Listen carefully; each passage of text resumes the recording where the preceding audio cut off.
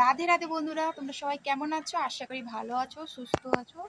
চলে আসলাম আজকে একটা নতুন ভিডিও নিয়ে। তো অনেক দিন তোমাদের সঙ্গে সামনাসামনি কথা হয় না, তাই ভাবলাম যে আজকে একটু সামনাসামনি কথা বলি।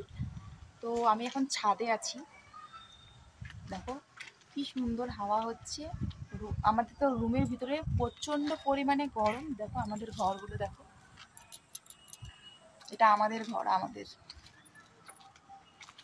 তো প্রচণ্ড পরিমাণে গরম, সেজন্য আর কি এখন একটু বাইরে হাওয়া দিচ্ছে, তার জন্য বাইরে আসলাম। আর চলো তোমাদেরকে একটা জিনিস আমি দেখাই।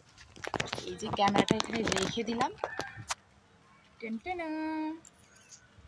তো এই যে দেখো আমি ট্যাটু করেছি,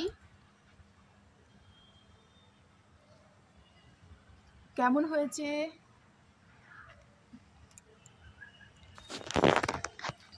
আমার প্রচণ্ড ইচ্ছা ছিল, মানে যখন আমার বয়সটা অল্প তখন থেকে আমার প্রচণ্ড ইচ্ছা ছিল যে আমি হাতে ময়ূরের পাখনা করবো, আঁকাবো, মানে ট্যাটু করবো আর কি।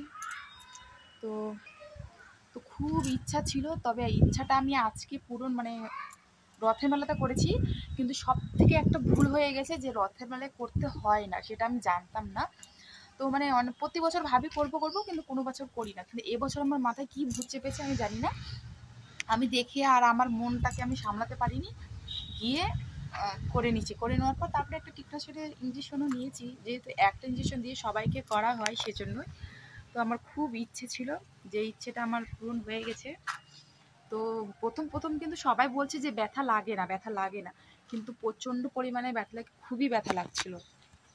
তো চলো, এটা ইচ্ছার জন্য তো একটু ব্যথা সহ্য করাই যায়, আরও করতে পারি আমি।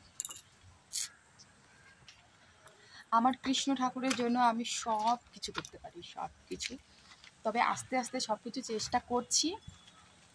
তো চলো এখন আমি একটু ঘরে যাই, ঘরে গিয়ে সন্ধ্যাবাতি দিই। কেননা বাইরে তো এরকম হচ্ছে, কিন্তু ঘরে সন্ধ্যা হয়ে গেছে। তো চলো সন্ধ্যাবাতি দিই। আর খুব আমাকে মানে টক খেতে ইচ্ছা করছে, তো ঘরে আমার তেঁতুল আছে, যা একটু খাই আসি। তো চলো তোমাদেরকেও দেখাবো। আর রাতে চলছে ডিম দিয়ে টমেটো দিয়ে, এটা হচ্ছে একটা ভুজিয়া টাইপের, রুটি দিয়ে খেতে তার লাগে না, অসাধারণ লাগে। তো ওদিকে দেখো মাম্মা মোর বাবাকে কি করছে, টিপ পরিয়ে। এই ভিডিও যদি দেখে, আমি ভিডিও বানিয়ে ছাড়ছি, আমাকে তো মাইরেই শেষ করে দিবে। তো চলো টাটা, বাই বাই, সবাই ভালো থেকো, রাধে রাধে।